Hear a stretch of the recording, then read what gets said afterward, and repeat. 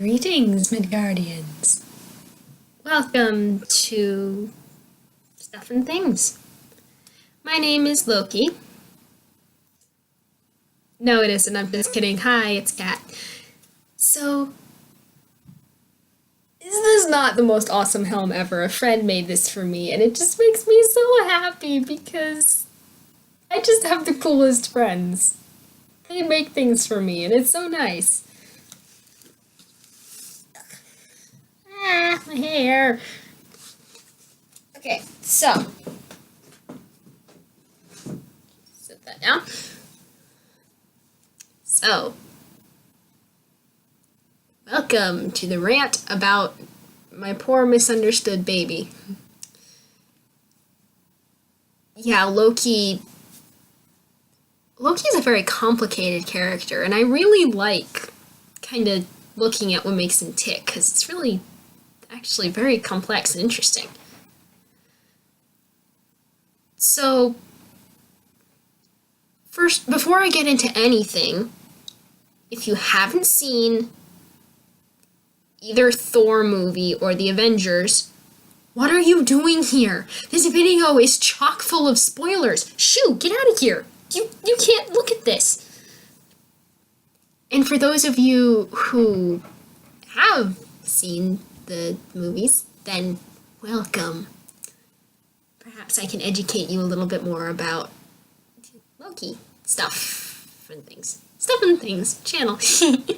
I don't make good jokes. Okay, so first of all, the first thing I want to highlight is just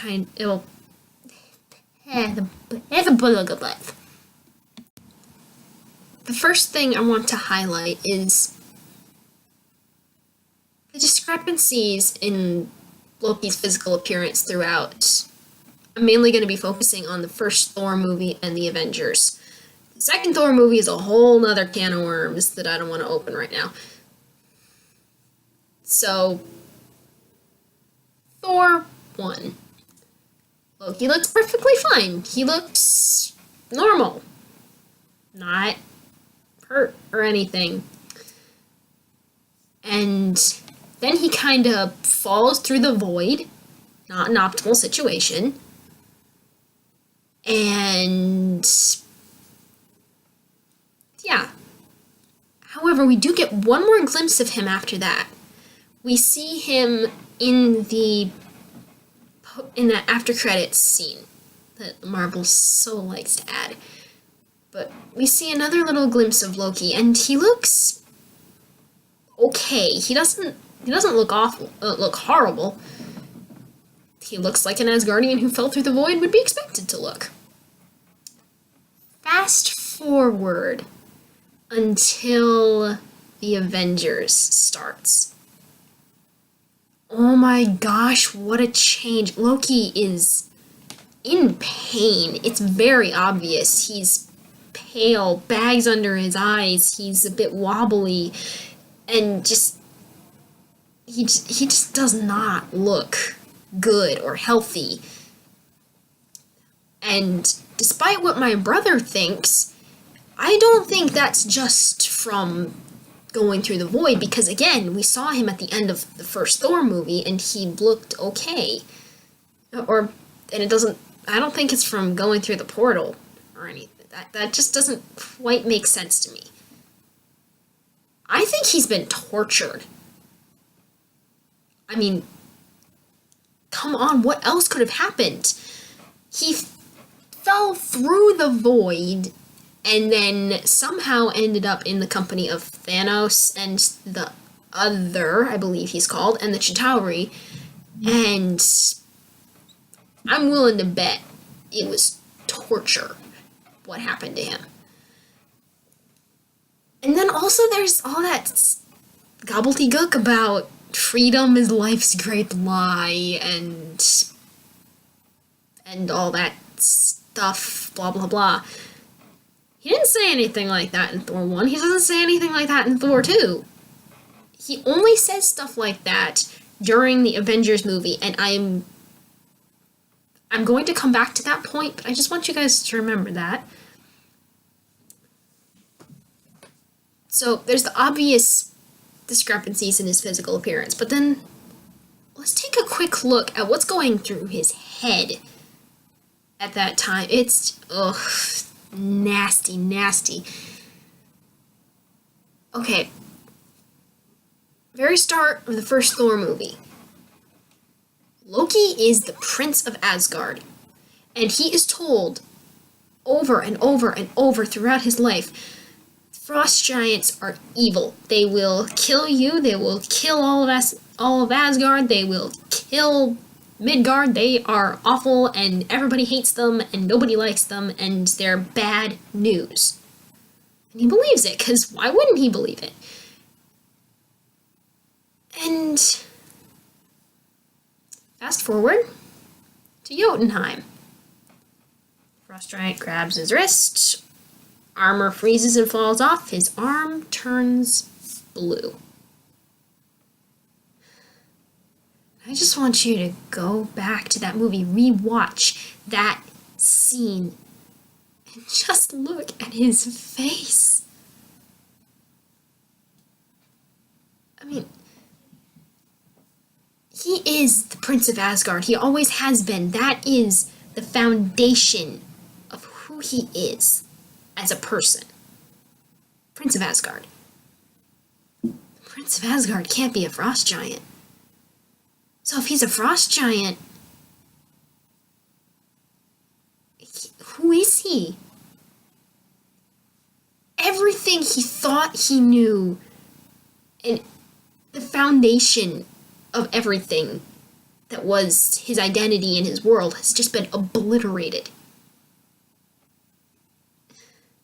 I can't even begin to imagine what that feels like. So then he comes up with this whole scheme of getting Laufey to come to Asgard and then killing him and saving Odin. And then he tries to destroy Jotunheim. And I think something along the lines of this is going through his head. Maybe if I kill Laufey, maybe if people see me save Odin's life, maybe if I destroy all of them, I can prove that I can still be the Prince of Asgard. I can prove that I'm not one of them. I can prove that I'm as good as Thor. Because that's all he wants, guys. That's all he wants, is for people to see him as Thor's equal and not just know him as Thor's younger brother. That's not too big a thing to ask. But that's what he's wanted his whole life, because his whole life people have just been putting Thor above him over and over and over, and Odin does it too. Consciously or not, Frigga is the only one who doesn't do that. And because of that, I think she's an amazing mother. So, then Thor stops him from destroying Jotunheim. And then Odin appears and he says, I could have done it. And Odin just looks at him and says, no. And I think when he let go of that spear, he didn't think he was gonna survive, which tells you something of how much he thought was left to live for. That hurts my heart so much. So you have all these feelings of confusion and hurt because this has been hidden from him, and then, oh yeah, I forgot to mention, Loki went and confronted his dad about this and said, am I the monster parents tell their children of at night? That just hurts my poor feels. And then Odin just goes into the Odin sleep and doesn't do anything to help this. So you got these feelings of confusion and hurt, and he's probably scared and just and jealousy and all this stuff. And then he meets Thanos. Big bad dude, yay. So, again, I'm willing to bet that they tortured him. I'm willing to bet they gave him some form of conditioning. Not the hair, the mental conditioning. And I'm willing to bet that they worked at those feelings, those bad things in his heart, and just made them 1,000 times worse. So, yeah, pretty much have this mess of a person at that point.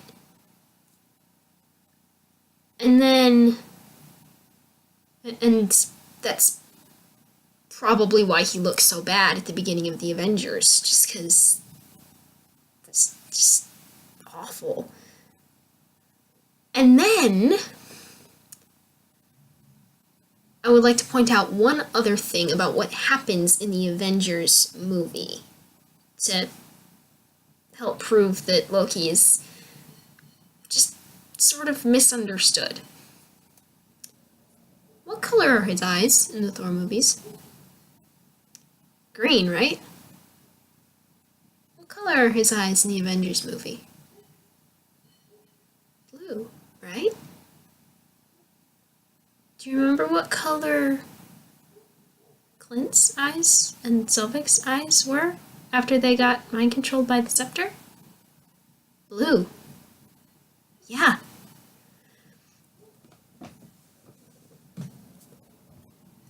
I'm just going to point out something that the other says. Again, I'm pretty sure that's his name. He who put the scepter in your hands. Now, correct me if I'm wrong, but isn't there the slight possibility that the infinity gem inside that scepter that is known to be able to control people's minds could possibly control the mind of the person who's holding it? Or at the very least, if Thanos did the mindy control-y thing, don't you think that's kinda a little bit...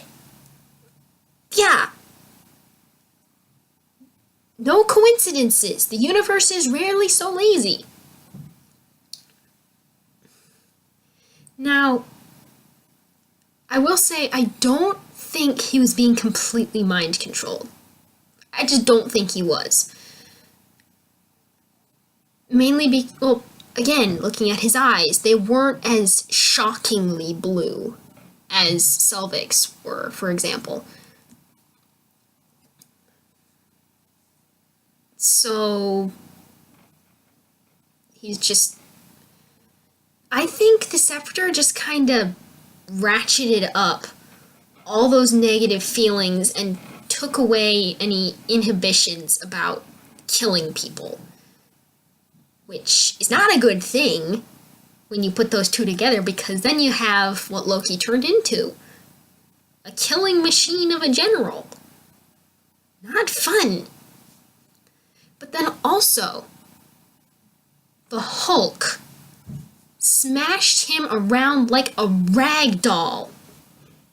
And you remember what Natasha did? Cognitive recalibration. She hit Clint really hard in the head, and he was himself again. And don't you think Loki carries himself just a little bit differently at the end of the movie? He just seems different after the Hulk bashes him around. A note about the Hulk bashing him around. Going back to my earlier point about Loki looking really bad at the start of the Avengers, look at the events throughout all of the rest of the Avengers movie. He gets pushed through skyscraper glass, which is really thick glass. Thor fought him, and he, oh yeah, Phil Coulson zapped him with the glowy destroyer ray gun-y thing. And how much damage did this do to him? Zilch nada 0. Or at least a fraction of a percent. It took the Hulk beating him so hard into the ground it left indentations to hurt him. And even then, he could have been up and going in a couple minutes? 10, 15 minutes? Maybe less? So, what had to happen to him to get him into the state he was in at the beginning of the Avengers movie? I'm just gonna let you guys think about that. So, yeah, again, it wasn't entirely the Scepter. Loki does have the capacity to be evil on his own. I just don't think the capacity... I just don't think it's a great... I don't think it's a great enough capacity to just randomly go and kill 80 people in 2 days just for the heck of it. There would have to be a reason, a specific reason. And even then, it probably wouldn't be just, oh yeah, let's go kill people, yay! No, you probably wouldn't necessarily enjoy it. So, yeah, if I could, I would give him a hug and give him cookies and tell him that he has a whole bunch of fangirls that care deeply about him and that believe in him. Because I think he'd need to hear that, and he'd need a hug. Especially after the events of Thor 2. Which is a rant for a different video. So, there you have all my fangirl stuff about Loki. I hope you enjoyed it. Bye!